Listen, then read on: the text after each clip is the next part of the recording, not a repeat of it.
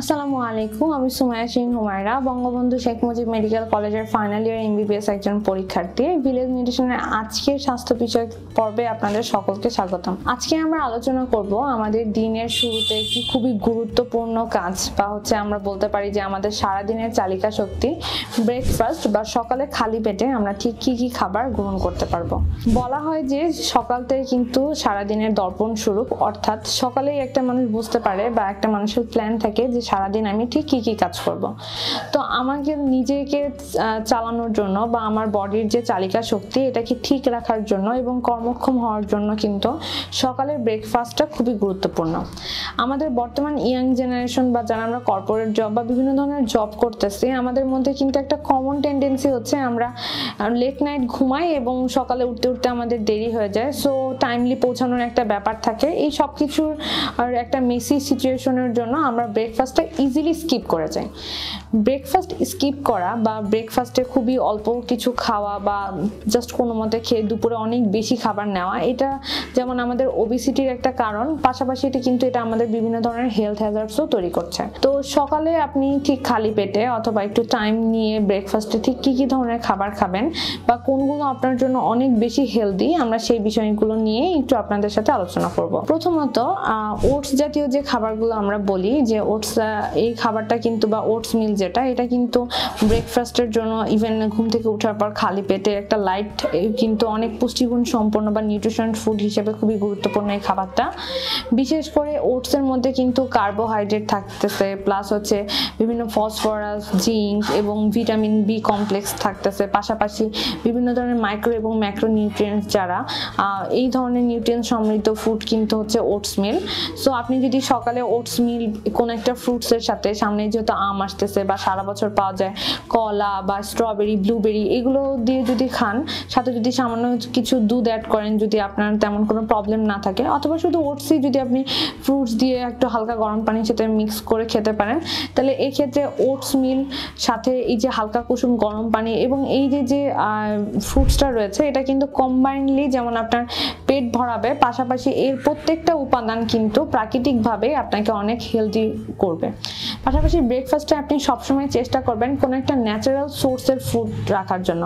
Natural সোর্সের food বলতে অবশ্যই সবার প্রথমে আমরা ফ্রুটসের কথা চিন্তা করব। এছাড়াও যদি আপনি কোনো ন্যাচারাল ফ্রুটস দিয়ে তৈরি করা কোনো ড্রিঙ্কস খান, সেক্ষেত্রেও কিন্তু এটা অনেক বেশি হেল্পফুল হবে। অর্থাৎ কোনো ফলের শরবত বা জুস, এইগুলো খাবার কিন্তু আপনাকে একটা ভালো ইমপ্রুভ ডায়েট দিবে বা একটা ভালো হেলথ স্ট্যাটাস দেওয়ার জন্য সাহায্য করবে। এই যদি আমরা কথা বললাম ওটস মিল বা ওটস ছাড়াও অনেকে আছে ওটস নেওয়াটা অত একটা পছন্দ করেন না, তাহলে আমরা সকালবেলা কি ধরনের খাবার খাবো?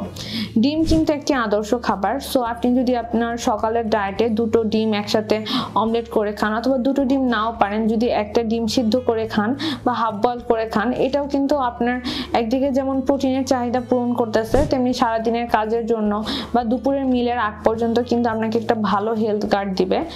আর এই প্রোটিনের উৎসর জন্য যেহেতু আমাদের বডিতে তাপ লাগে বা আমাদের বডির চালিকা শক্তি হিসেবে বিভিন্ন তাপ খরচ হয় বা তাপের প্রয়োজন রয়েছে, সো প্রোটিনের উৎস হিসেবে কিন্তু ডিম খুবই ভালো একটা সোর্স এক্ষেত্রে। আর একান্তই যদি আপনার এই খাবারগুলো অ্যাভেলেবল না থাকে বা আপনি কোনো কারণে নিতে না পারেন, সেক্ষেত্রে কিন্তু আপনার উচিত এই সময় হোল গ্রেন আটার যে রুটি রয়েছে, অর্থাৎ আমরা যেটা বলি জব বা বার্লির, সাদা আটা না কিন্তু, সো বা ময়দা না, তো ওই লাল আটার রুটিটাও কিন্তু আপনি ছোট আকারের একটা থেকে বা দুইটা রুটি, অনেক সবজি একটু অল্প তেলে রান্না করেও কিন্তু এই সময় সকালবেলা নিতে পারেন। সকালের ব্রেকফাস্টের জন্য বা আমাদের যে সকালের নাস্তাটা রয়েছে, এটার দিকে কিন্তু আমাদের সকলকেই বিশেষ নজর দেওয়া উচিত। অনেকে কিন্তু এই সময় দেখা যায় যে সকালবেলা এক কাপ খুবই হেভি কফি বা চা খেয়ে তাদের আর যে খাবারের যে স্পৃহাটা ওটা নষ্ট করে ফেলে। সো সকালে কখনোই ঘুম থেকে উঠে বেড টি বা দুধের চা যেটাকে আমরা বলি বা মালাই চা, ইভেন স্ট্রং কফিও কিন্তু নেওয়া উচিত না। বড়জোর আপনি নিলে খাবার আগে বা খাবার পরে গ্রিন টিটা নিতে পারেন। সো আপনি যদি আপনার সকালের খাদ্যাভ্যাস নিয়ে চিন্তিত না হন বা আপনার খাদ্যাভ্যাসটাকে প্রপার ওয়েতে মডিফাই না করেন, পরবর্তীতে কিন্তু দেখা যাবে যে গ্যাস্ট্রিক, আলসার বা এখান থেকে বিভিন্ন ধরনের যে হেলথ হ্যাজার্ডসগুলো রয়েছে এবং পাশাপাশি আপনার আর টায়ার্ডনেস বা আপনার কাজের যে স্পিডটা ওটাও কিন্তু অনেক কমে আসবে। সো সকালের খাবারের দিকে বা ব্রেকফাস্টের দিকে আপনাদের সকলের নজর দেওয়ার জন্য আমি বিশেষভাবে অনুরোধ করব।